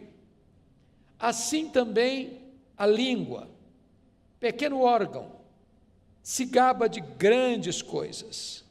Vede como uma fagulha põe em brasas tão grande selva. Ora, a língua é fogo, é mundo de iniquidade. A língua está situada entre os membros do nosso corpo e contamina o corpo inteiro. E não só põe em chamas toda a carreira da existência humana, como também é posta ela mesma em chamas pelo inferno. Pois toda espécie de feras, de aves, de répteis e de seres marinhos se doma e tem sido domada pelo gênero humano. A língua, porém, nenhum dos homens é capaz de domar. É mal incontido, carregado de veneno mortífero. Com ela bendizemos ao Senhor e Pai, também com ela amaldiçoamos os homens feitos à semelhança de Deus. De uma só boca procede bênção e maldição. Meus irmãos, não é conveniente que estas coisas sejam assim. Acaso pode a fonte jorrar do mesmo lugar o que é doce e o que é amargoso? Acaso, meus irmãos, pode a figueira produzir azeitonas ou a videira figos? Tampouco fonte de água salgada pode dar água doce. Eu gostaria de conversar com vocês sobre o seguinte tema hoje à noite: cuidado com as suas palavras. Bom, esta carta foi escrita por Tiago. É preciso prestar atenção que este Tiago aqui não é o Tiago apóstolo, irmão de João, porque aquele foi morto em Jerusalém, por ordem de Herodes Agripa I. Este Tiago aqui é o Tiago, irmão de Jesus, filho de Maria, que foi um dos líderes da igreja de Jerusalém. Este Tiago era um dos colunas da igreja de Jerusalém. E esta carta que ele escreveu é chamada de o livro de Provérbios do Novo Testamento, porque é uma carta prática, que trata de assuntos práticos. Ele traz no bojo desta carta quais são as evidências de uma pessoa salva pela fé. E ele evidencia então que você prova a sua fé em Cristo mediante as obras diante dos homens. E um dos assuntos práticos que Tiago trata nesta carta é exatamente a questão do cuidado com a língua. No capítulo 1, no verso 19, Tiago já chama a sua atenção para esse fato: todo homem seja tardio para falar. O silêncio é mais eloquente do que o falatório desproposital. E ele avança um pouco mais no capítulo 1, no verso 26, e vai dizer: se alguém supõe ser religioso, deixando de refriar a língua, antes enganando o próprio coração, a sua religião é vã. O que Tiago está dizendo, que se de fato você e eu somos religiosos, no sentido de sermos legítimos cristãos, isso implica em que a nossa língua terá controle, haverá domínio próprio. Quem está no comando da nossa vida é o próprio Espírito de Deus. E isso também na área da comunicação. No livro de Provérbios, lá no capítulo 18, verso 21, está escrito assim: a morte e a vida estão no poder da língua. Quem bem a utiliza, come do seu fruto. Então você pode dar vida ou você pode matar os seus relacionamentos, dependendo da maneira como você se comunica. No livro de Provérbios ainda, há um texto que para mim é emblemático. E eu gostaria que você, com a Bíblia aberta comigo, pudesse observar esse texto, porque ele trata de 6 pecados que Deus aborrece, e de um 7º pecado que a alma de Deus abomina, que é o ponto culminante da abominação divina. Quais são esses 6 pecados que a alma de Deus aborrece? Primeiro, ele diz aí, olha comigo o verso, capítulo 6, 17, olhos altivos, Deus não tolera gente soberba. Segundo, língua mentirosa, o mentiroso aborrece a Deus. Terceiro, mãos que derramam sangue inocente. Pensa comigo hoje em quantos abortos são praticados no Brasil, quantos bebês que são martirizados, trucidados, esquartejados no ventre materno e sugados de lá, do sacrário mais bendito da vida, o ventre, como uma verruga pestilenta. Isso aborrece a Deus. Depois o texto diz, em 4º lugar, coração que trama projetos iníquos, gente que fica maquinando mal. Deus aborrece isso. Depois Deus diz, pés que se apressam a correr para o mal, gente que não só concebe, mas tem pressa para praticar o mal. Deus aborrece isso.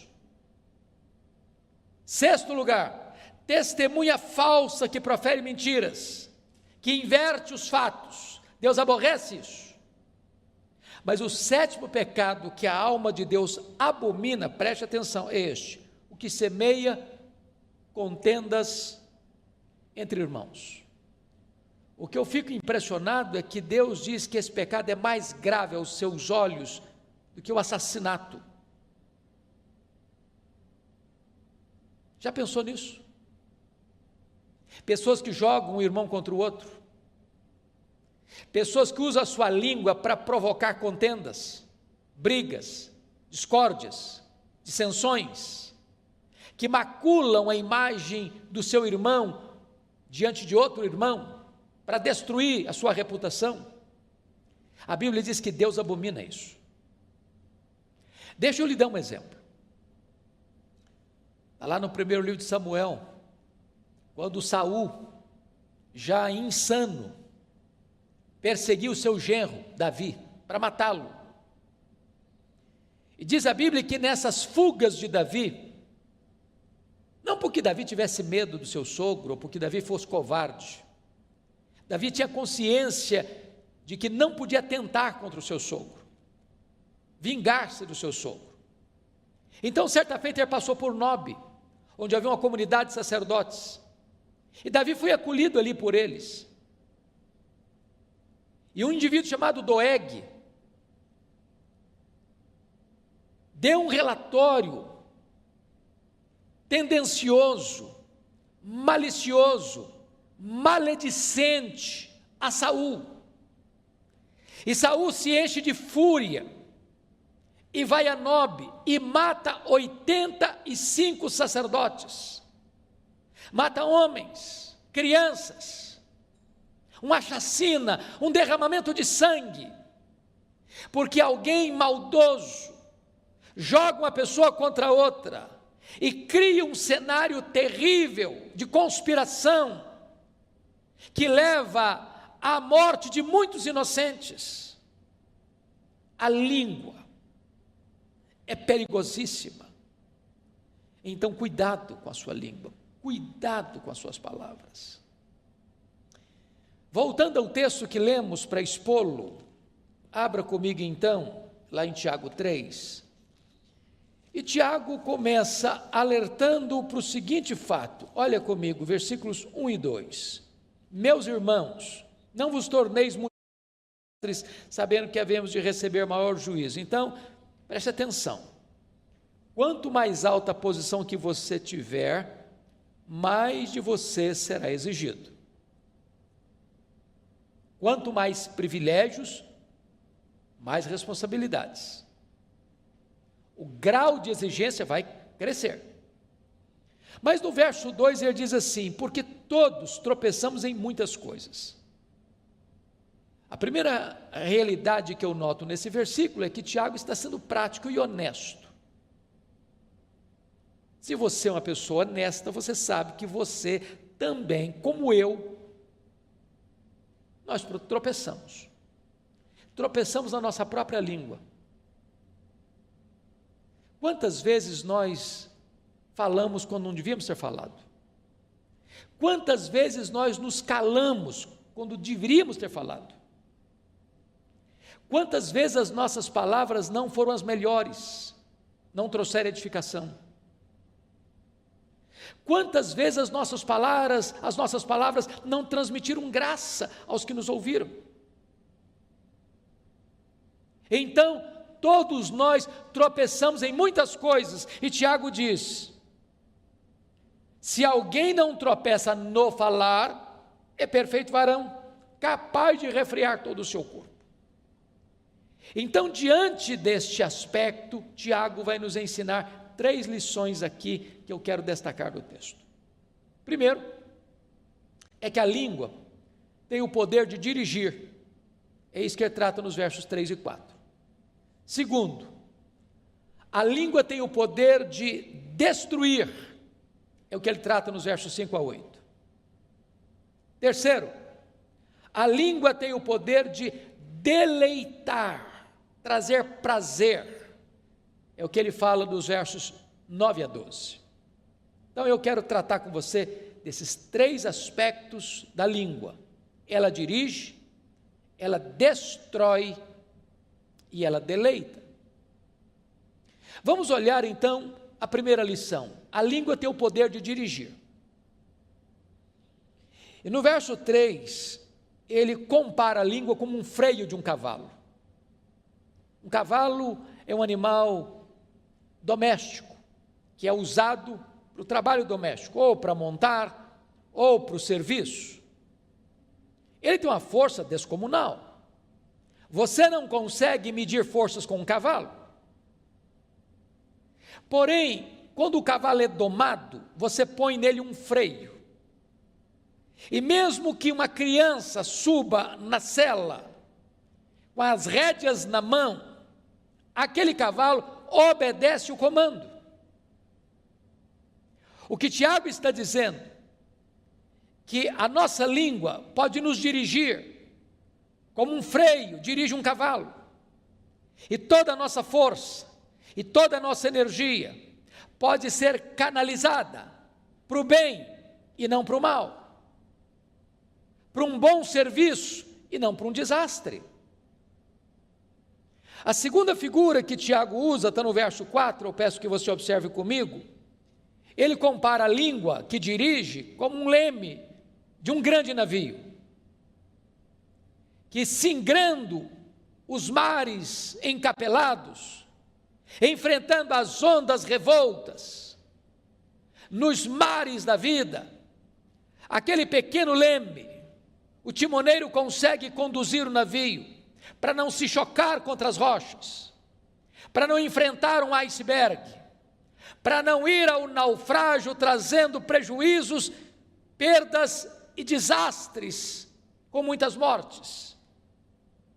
Então Tiago está dizendo que da mesma maneira que um leme pode conduzir, o timoneiro pode conduzir o navio nos mares revoltos da vida, se você tiver domínio na sua língua, se a sua língua estiver domada pelo Espírito Santo, você vai ser conduzido em segurança, não permitido que você produza desastres por onde você passar. Este é o primeiro aspecto. Bom, você conhece tantas pessoas que por causa das suas palavras, levam pessoas à ruína. Eu já assisti alguns filmes, por exemplo, da Segunda Guerra Mundial. É sabido de todos que Adolf Hitler era um orador que eletrizava as multidões. Ele conseguia manter presa uma vasta multidão com os seus discursos eloquentes, mas induzindo essas pessoas para o mal, para a destruição, para a ruína. E foi um dos homens mais perversos da história. Um homem que manchou suas mãos de sangue e deixou um legado inglório, vergonhoso, desastroso para a história da humanidade, porque esse dom da palavra foi usado para o mal. Ao mesmo tempo, você pega o exemplo de Martin Luther King, que foi um homem que usou o seu discurso, não para provocar desavença, dissensão, guerra, mas num tempo de grandes tensões do seu país, de segregação racial, ele consegue fazer um grande movimento de paz, porque você pode dirigir a sua vida para o bem ou para o mal. Quem domina a sua língua, consegue dominar todo o seu corpo. Mas agora, Tiago vai tratar da segunda figura. A língua tem o poder de destruir. E eu chamo a sua atenção, porque ele vai dizer no versículo 5, assim também a língua, pequeno órgão, se gaba de grandes coisas. Vede como uma fagulha põe em brasas tão grande selva. O ano passado, e este ano também, nós tivemos no mundo muitos incêndios, terríveis incêndios, na Austrália, na Califórnia, na Amazônia. Nós tivemos incêndios de grandes monumentos, como a Catedral de Notre Dame, em Paris. E às vezes, uma pequena fagulha, um fósforo que você risca, ou uma guimba de cigarro, pode provocar um incêndio avassalador, descomunal, de consequências trágicas, de prejuízos colossais. Assim a língua. Um comentário maledicente, sobretudo em épocas de fake news, de redes sociais, onde se mina a reputação das pessoas, se espalha mentiras acerca das pessoas, se induz as pessoas a formarem uma opinião errada acerca de outras pessoas. E esta pequena fagulha vai provocando incêndio, e vai alastrando esse incêndio, e vai destruindo pessoas, e vai arruinando reputações, vai tendo assassinato de reputações. Então, cuidado com a sua língua. Não promova mentira, não promova maledicência, não coloque as suas mãos para espalhar mentiras e fake news. Cuidado, cuidado com a sua língua. Olha comigo o versículo 6. Ora, a língua é fogo, é mundo de iniquidade. A língua está situada entre os membros do nosso corpo e contamina o corpo inteiro.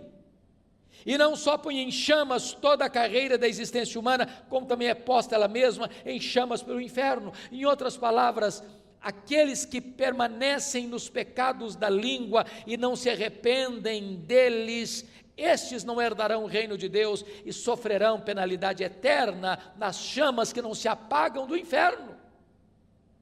Isso não é coisa pequena. Não é coisa pequena. Nós já falamos aqui à luz de Provérbios 6, que este é o pecado que a alma de Deus abomina. Mas deixa eu dizer algo para você ainda. Além da língua ser perigosa, porque é como um fogo destruidor, agora veja comigo no verso 7, que Tiago vai dizer que a língua também é indomável. Pois toda espécie de feras, de aves, de répteis e de seres marinhos se doma e tem sido domada pelo gênero humano. Então, as aves, os animais da terra e os peixes do mar, os voláteis, os anfíbios, os peixes e os animais que rastejam pela terra. Todos podem ser domados, todos, e domados pelo homem. Agora olha comigo, por gentileza, o verso 8. A língua, porém, nenhum dos homens é capaz de domar. E Tiago prossegue, é mal incontido. É mal incontido. Eu não sei quanto a você, mas eu reconheço tantas vezes a minha insensatez. E às vezes eu fico com vergonha de mim mesmo. Porque às vezes eu falo que eu deveria ter vergonha de ter falado. Às vezes falo na hora mais inoportuna. Às vezes eu falo com as emoções exaltadas, e a Bíblia diz que isso provoca ira. Às vezes eu contribuo para que as pessoas sejam mal faladas, ou me omitindo, ou contribuindo para isso. E eu preciso admitir, à luz do diagnóstico do texto bíblico, que de fato a língua é um mal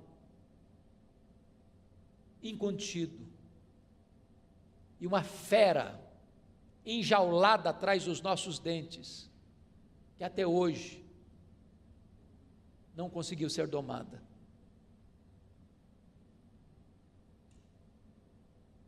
Se esta fera não tem sido domada, mais do que nunca, vale então o alerta: cuidado com as suas palavras. Palavras que saem da nossa boca não voltam mais, são como uma flecha que é atirada. Um comentário mal feito é como subir no alto de uma montanha e soltar um saco de penas. Não se recolhe todas mais. Mas ainda Tiago vai dizer que esta língua, além de perigosa e indomável, ela é também um veneno mortífero. Olha comigo o versículo 8. Ela é carregado de veneno mortífero.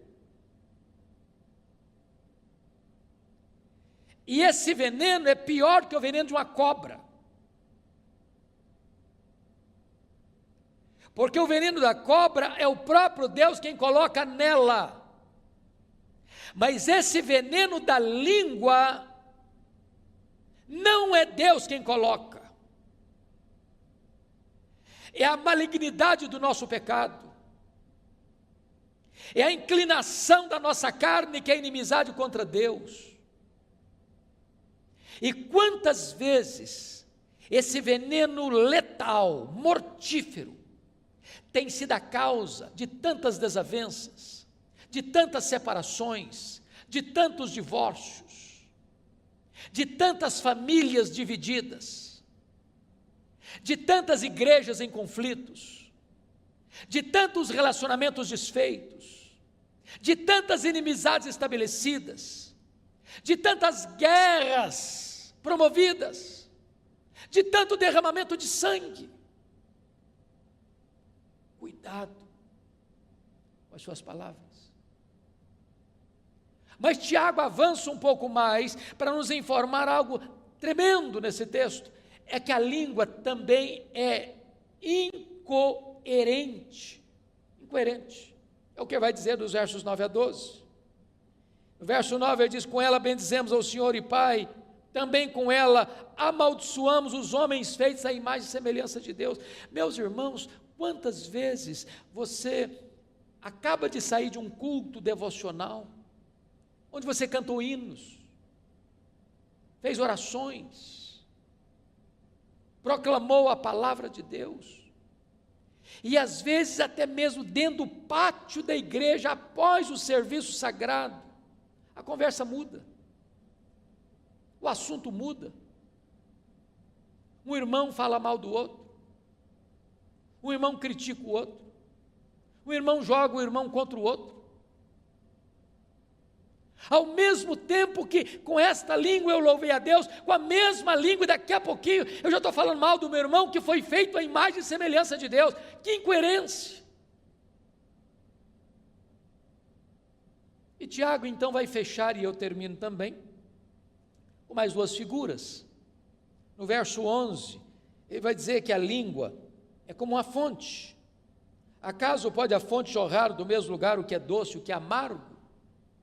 E depois a última figura que ele usa é a figura do fruto, no verso 12. Acaso, meus irmãos, pode a figueira produzir azeitonas, ou a videira figos? Olha que coisa interessante. Você já viu isso?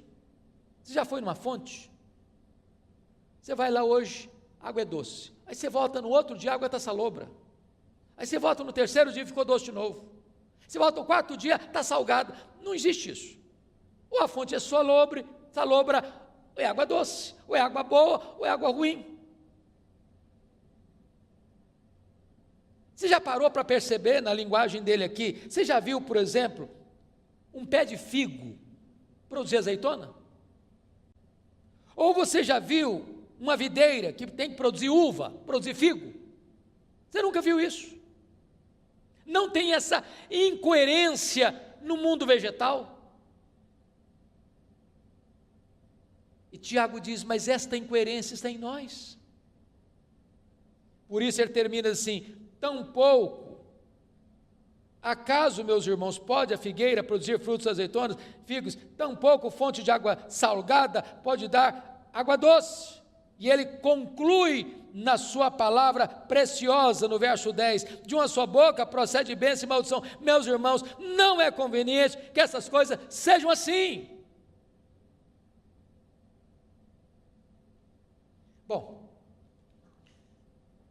eu sei que diante dessa exortação de Tiago, nenhum de nós pode estufar o peito, dizer, esse problema não é comigo, esse pecado aí eu não enfrento, eu não tenho.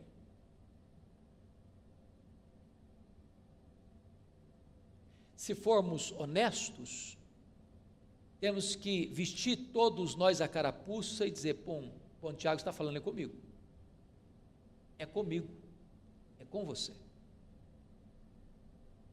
Qual a orientação que a Bíblia nos dá? Meus irmãos, não é conveniente que seja assim. Nossa língua não deve ser incoerente. Não pode ser hoje uma fonte de água boa, doce, e amanhã uma fonte de água salgada. Não pode hoje esta fonte, conforme diz o verso 10, proceder dela bênção, e amanhã a mesma fonte proceder maldição. Então peço a sua vênia, para encerrar, lendo um texto da Bíblia com você, que é Efésios capítulo 4, verso 29, e aqui com a leitura desse texto eu encerro. Olha o que Paulo vai nos ensinar sobre este assunto. Efésios 4, 29, ele diz assim, não saia da vossa boca nenhuma palavra torpe, palavra suja, e sim, unicamente, a que for boa para edificação. Se não é para edificação, fica calado. E ele diz mais, conforme a necessidade. Tem hora que não é hora de falar, não, é hora de ficar calado mesmo, só se for necessário. E ele diz mais, e assim transmita graça aos que ouvem. Ou seja, a minha palavra precisa ser abençoadora, precisa melhorar o ambiente, precisa trazer alegria, precisa trazer restauração, precisa costurar a unidade, precisa construir pontes em vez de cavar abismos. Então, que Deus nos ajude, que Deus tenha misericórdia de nós, e fica aqui o alerta: cuidado com as suas palavras. Palavra da Verdade, a exposição bíblica com Hernandes Dias Lopes.